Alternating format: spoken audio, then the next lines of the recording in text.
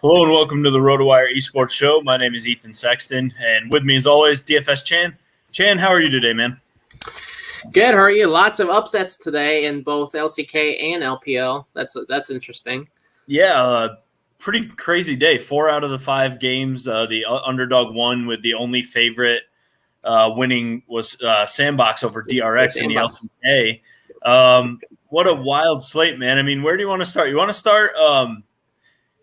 To me, I think the biggest upset was IG over FPX. I think just because of how the two teams have been playing with, Monday, or forget when it was earlier this week after IG had lost to OMG, I think it was, right?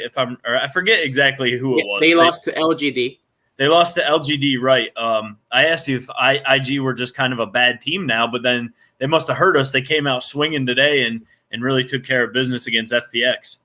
Yeah, it's insane. I did not see this coming. I sure thought FPX was a sure bet to win today, along with Sandbox. And Sandbox took care of business, but FPX looked, we talked about this before about FPX, as good as they can be. Their ceiling is very high, but they can also be very volatile in team fights and around objectives. I think sometimes they try to do too much based on their skill levels.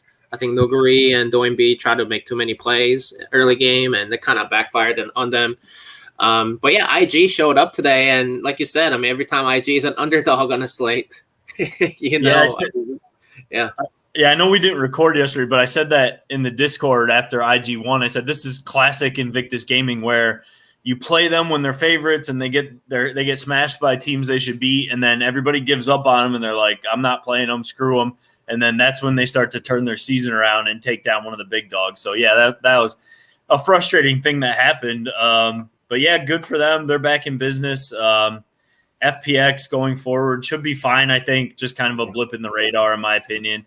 The other big upset, they're really in China. All three were kind of big upsets. But I think OMG beating WE was a really good win for OMG. They kind of just keep trucking along this season. As a team that looks like they're actually pretty good, right? It's hard to really look at it any other way at this point. They've played enough series where it kind of feels like, yeah, they are going to be a pretty good team this year. Yeah, and Cream, their rookie mid laner for OMG. I know they talked about it on the commentary LPL English, but they don't put a lot of resources in him. Like their jungling, Aki, their jungler, puts a lot of resources in the side lanes, bottom lane, and the top lane. But Cream really is doing it on his own, and it's really impressive today. He's going up against Shanks today, and Shanks is not the best mid laner, which we'll talk about later after this. But Cream was very impressive in Game 2 and Game 3. Game 2, I think he played Yasuo, and Yasuo is really not in meta right now, but he's still dominated on Yasuo against Silas. So I was very impressed with OMG overall. Their bottom lane has always been good, Abel and Cold. And Cream is now showing up, and he's playing like one of the best mid laners in the game. I think they were showing the stats about him that he has the second best damage per second amongst the mid laners. That's impressive, just about how loaded that mid laner player pool is in the LPL. Yep. Yeah, he's an interesting guy because he was really carrying early in the season a lot on Akali. And then people started banning Akali, and he looked a little shakier. But now he's really showing that he can play some more champions, and he does. He looks like a pretty big up-and-coming mid laner in a league that has a ton of stud mid laners. It's really interesting about Abel, too, because Abel's a guy who I don't think had played since 2018 in the LPL. He'd been I think he's been in the LDL since he was once upon a time on EDG or RNG. I'm blanking. He was on EDG for a bit, I think, right? I think so, yeah. I'm blanking because that would have been – I guess it wasn't RNG because no, it was RNG, so I was wrong. Never mind. He played for Uzi, like when Uzi was out and stuff like that. So, yes. But Abel hasn't really – I don't think he'd played a game in the league since 2018, and he's looked pretty good actually, and that's a big reason why OMG have really turned their season around here in the summer split. Yeah, don't give him Kaisa. He's amazing on Kaisa. And on the other side of that matchup, Shanks. I mean, the team WE's mid laner. I mean, that's always been an issue every season, every split. And so far, I mean, my read on WE is they tend to struggle against good mid laner teams like OMG. Cream played really well today. And I know their last loss, I forgot who they played, but I know they played BLG. Yeah. And Zika played really well. So, yeah, I mean, I feel like that might be a trend where WE struggles against a good mid laning team. But yeah, I mean, WE was kind of disappointing to me. I mean, they won game 1. It wasn't as convincing as I thought. They just won some scrimmages, scrums here and there in the first game, and then game 2 and 3 they just didn't look that great. So yeah, I think WE is unfortunately a team that will probably always make the playoffs for the most part, but never have a chance of really being a top LPL team with this roster anyway. Agreed.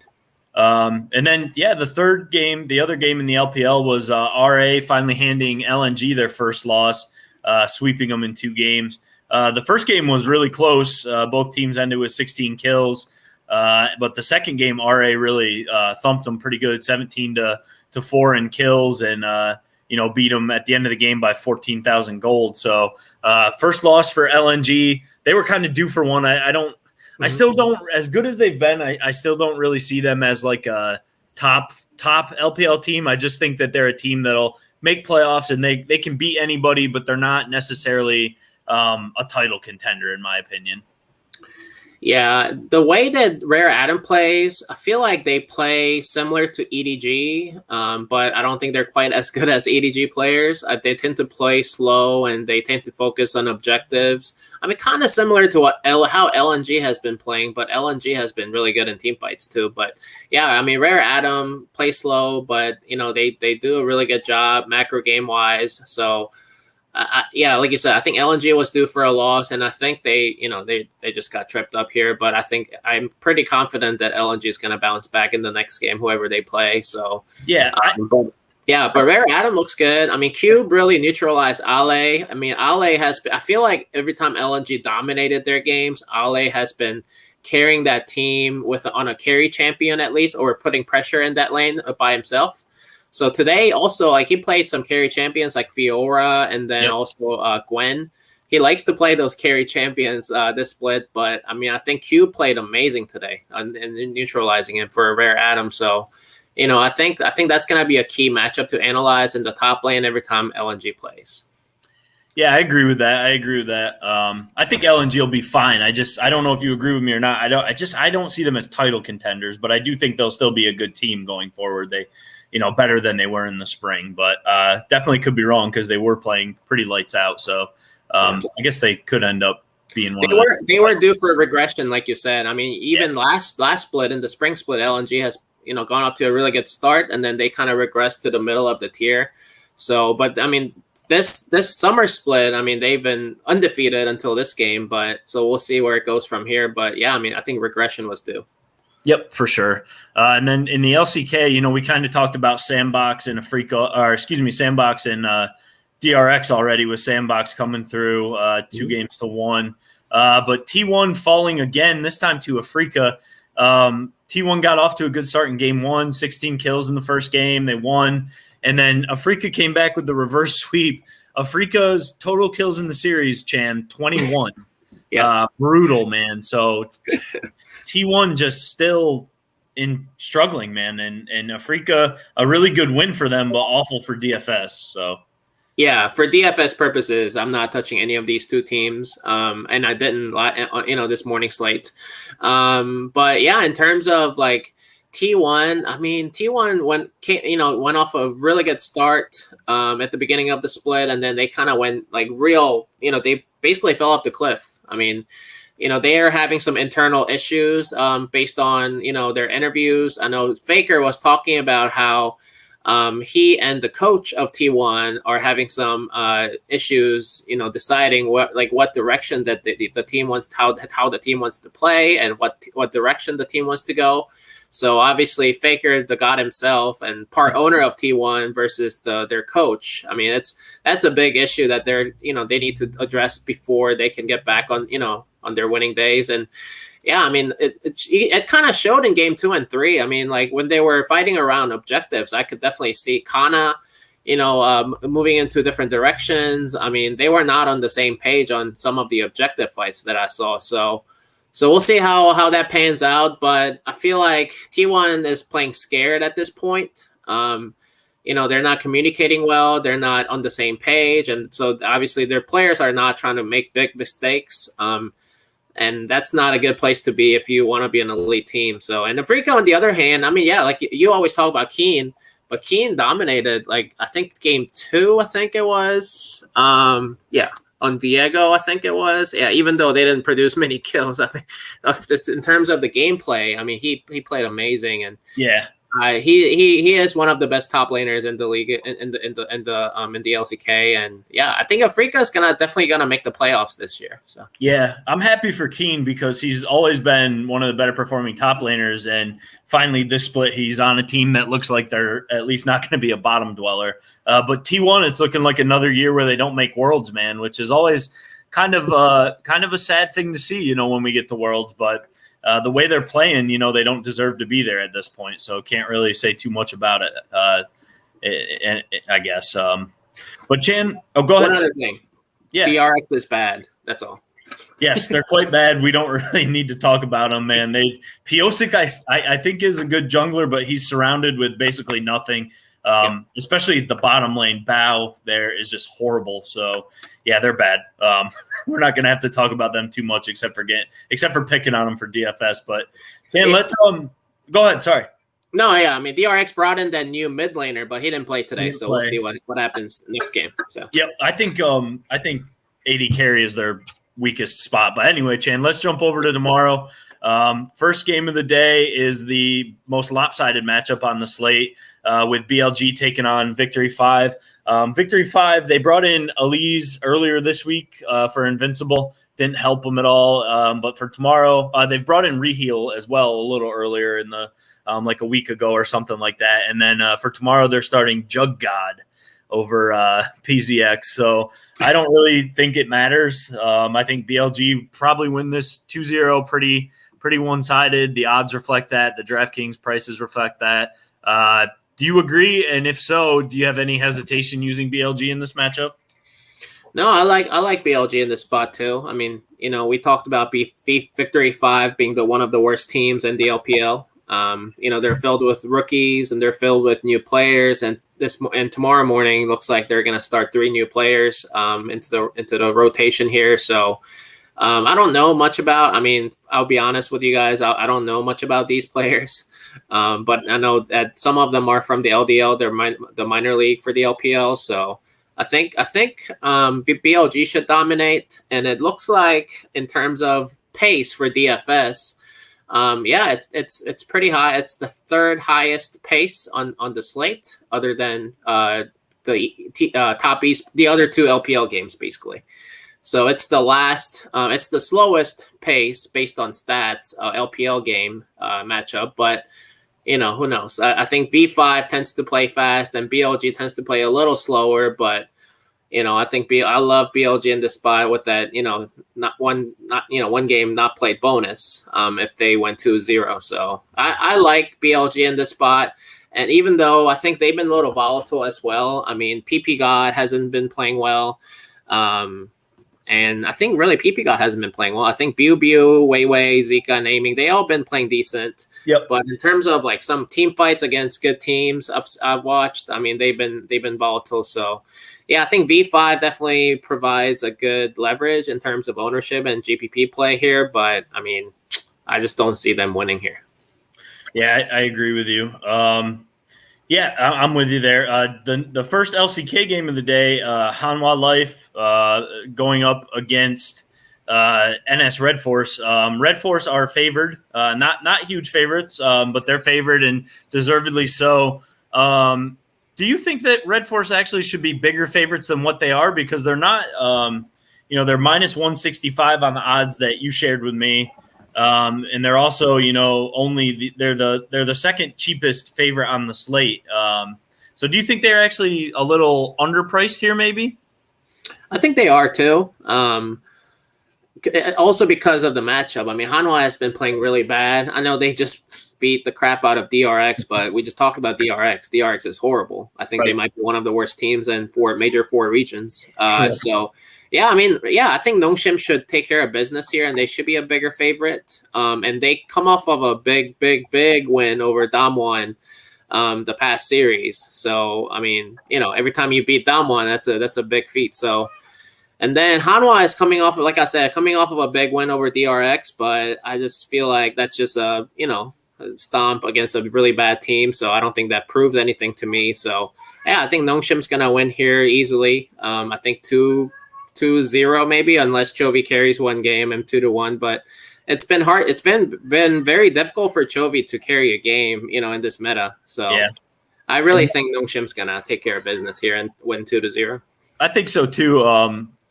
Do you think they're priced a little cheaper because for DFS purposes they don't usually score the best? So even though we both think they should win this matchup and maybe get a pace upgrade by playing HLE, do you still have some hesitation with using Red Force, or are they cheap enough that you're not really worried about it? I am hesitant to use Nongshim, and I probably will not use Nongshim on this slate because they have the lowest combined kills per minute pace amongst all 10 teams on the slate. Yeah. So, but like you said, but they are playing against Hanwha. But it's interesting to point out, though, Hanwha actually has a lower combined kills per minute in their losses compared to their wins. Okay. So maybe they play slow if you think Nongshim will win and Hanwha will lose. So yeah, I mean, I think this whole matchup, I don't know if I'm gonna touch any Hanwha or Nongshim, and I think there's a good GPP consideration for Hanwha because they tend to play fast in their wins, but I just don't see them winning here, and I just feel like Nongshim's gonna play slow too, and they're gonna dictate the pace. So I just don't like that matchup for DFS purposes. Yeah, I'm on the same page as you. I think you could play Hanwha as a GPP underdog because to your point, if they win, they probably score well. But neither of us thinks they're going to win, so it's a lot of risk there.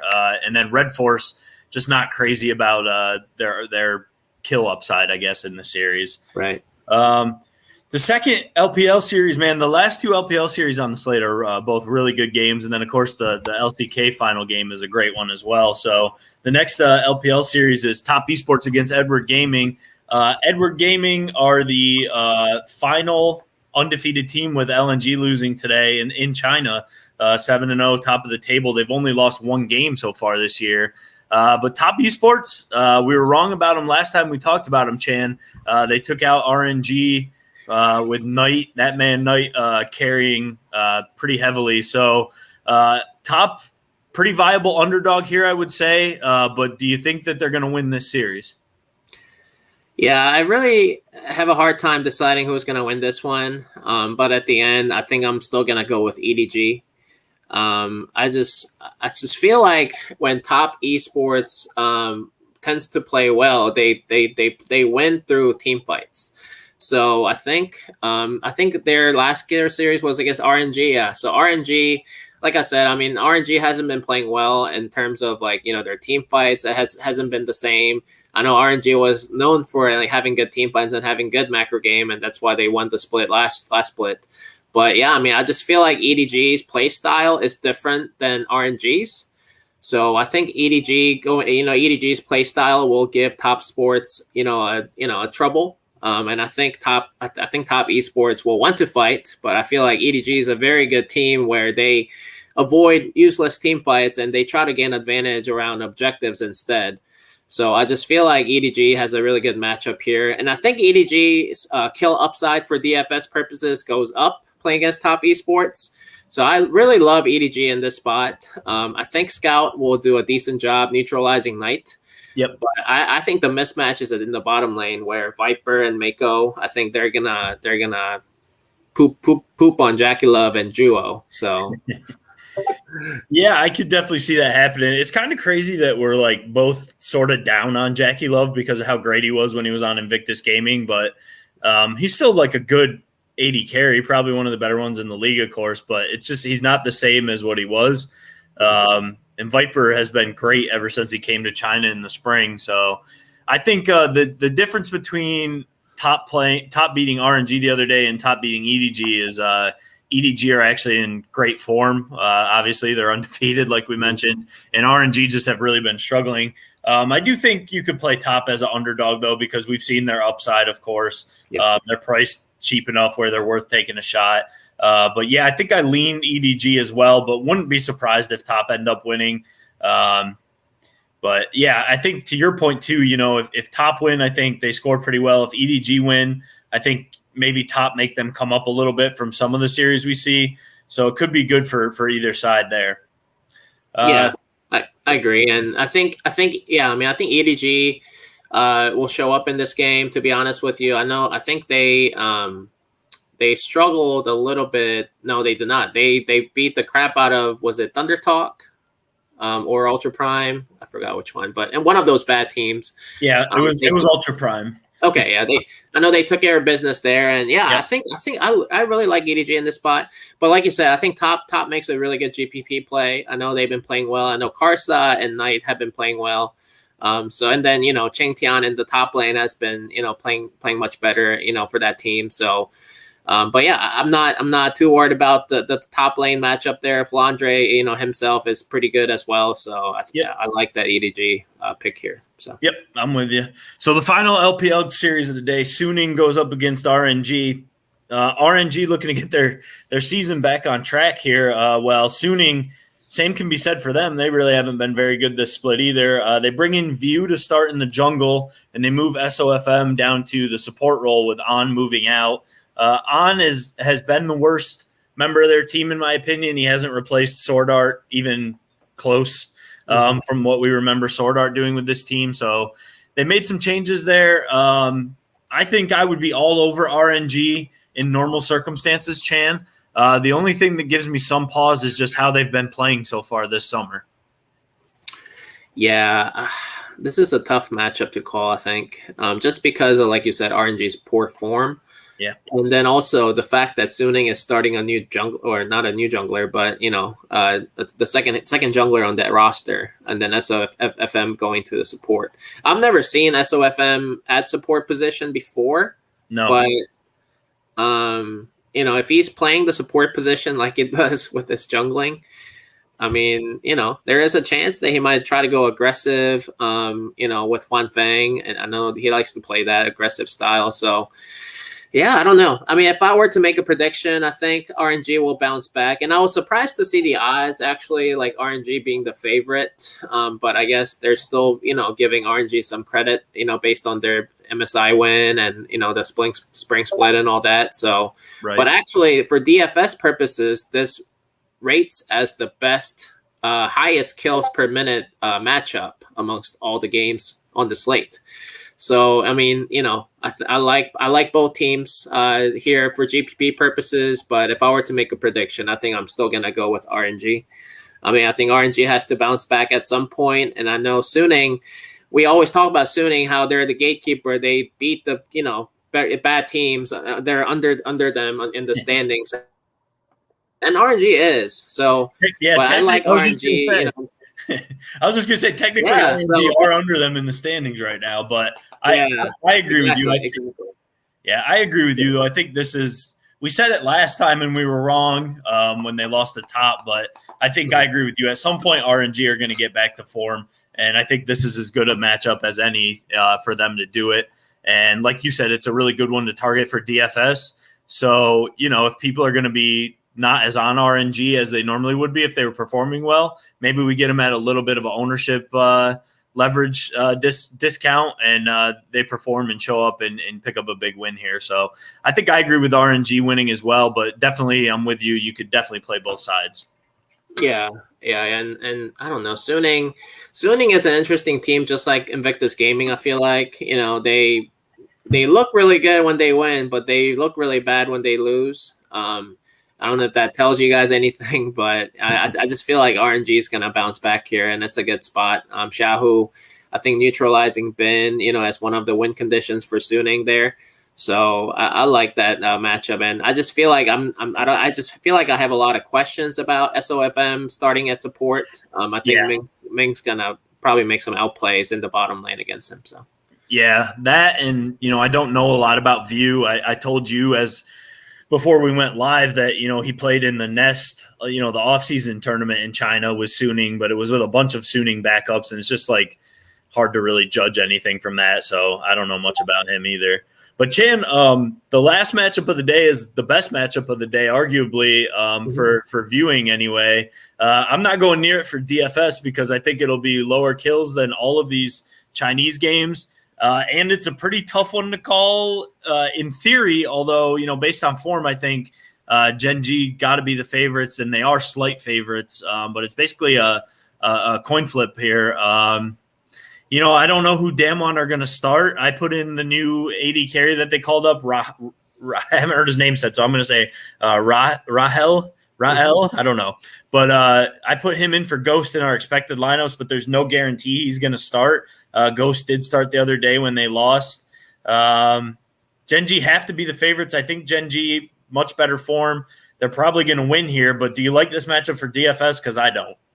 I don't either. I mean, it's just like that other LCK matchup. Right. I mean, it features a 1.43 combined kills per minute just between those two teams combined. Yeah, and that's very low per minute. So yeah, and Damwon's coming off of a big loss versus Nongshim Red Force. And I know Gen G has been just lights out, even though they looked a little shaky here and there, just dropping a game in a series and stuff like that. But I don't know. I just feel like Gen G has been in more consistent form. I know Damwon might be starting, like you said, Rahel at AD carry, and now they're going back to this, the original starting lineup at Khan, Canyon, and Showmaker and Barrel in the starting lineup, and then take out Malrang. So yeah, I liked Damwon in their last series against Nongshim when they went back to Khan, Canyon, Showmaker, Ghost, and Barrel, but obviously that didn't work out.